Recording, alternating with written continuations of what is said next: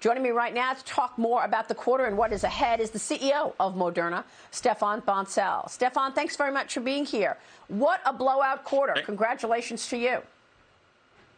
Thank you. I'm very proud of what the team has achieved. It's incredible, Maria, when you think about it, in January 2020, we had 800 people, never run a phase 3, never launched a product. And the year that the team has achieved, the hundreds of millions of lives were impacted, and the financial performance are really incredible. Yeah, you have had an incredible scientific team, and we've talked about that many times, and it is showing up in your overall financial status. Stéphane, I want to get your take on any direct or indirect impact from what we are seeing in Eastern Europe this morning. As you know, Russia has invaded Ukraine.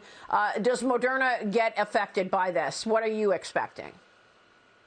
So it's a bit early to know, Maria. It's, of course, extremely sad and a really tragedy to see what's happening to Ukraine and to people in Europe that are very scared right now. I hope it will be solved quickly. If you look at it, this is not a very large country, so this is not a big impact to us if it stays contained to Ukraine. Okay. The world, of course, has been suffering from COVID-19 now for almost 2 years to the date when we first started worrying about this pandemic. Where are we in the pandemic? You made some comments last week in terms of being on the tail end as the CEO of one of the most important companies in this pandemic. Where are we in this pandemic today, Stéphane? So I think that there's an 80% chance, Maria, that we are moving into an endemic setting, so that's going to look like flu, meaning people at high risk will need an annual booster, or people who don't want to be sick. Like I've been taking a flu shot for the last 20 years, not because I was afraid of getting hospitalized, because I'm pretty healthy, just because I didn't want to be sick. And that's, I think, what's going to happen, an annual booster, which is why, we're working on adding flu to our COVID vaccine in a single dose, and then adding more viruses like RSV and others that get people sick or hospitalized or dying. I think there's a 20% chance that we might have a new variant that is more virulent, causing more disease than what we had with Omicron. I think it's maybe a 20% chance. We should never forget that Delta, despite coming after Alpha, was more virulent than Alpha.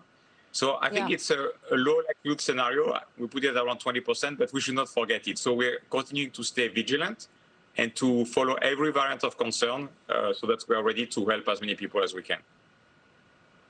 People are confused about the booster shots. A lot of changing information, of course, the CDC extending the period that people should wait between shots. What can you tell us about that booster shot? Moderna has been working on a booster shot specifically targeting Omicron. That's correct, Maria. As soon as the Omicron variant appeared, we raced after it. Within hours, we basically designed a new vaccine specific to Omicron. It's now in clinical studies in the US and in the UK. And this morning, we are announcing actually a new vaccine candidate that has the old vaccine, the one on the market, the Wuhan strain, and the Omicron. So 2 mRNA molecules in one vial to provide a broader protection. So we want to be ready with anything that biology will throw at us by the time the fall comes, because I'm not too worried about the next few months in the spring, summer.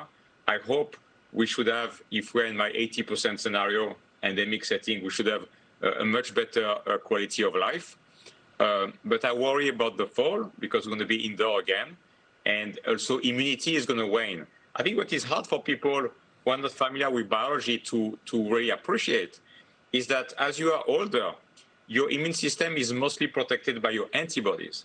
And antibodies go down over time. And so we should not forget that most people in the world have not been exposed for many years to COVID. Unlike we have with flu, think about you and I. When we are young, teens and young adults, we've been exposed to flu a lot, either through infection or through vaccination. And so we build memory.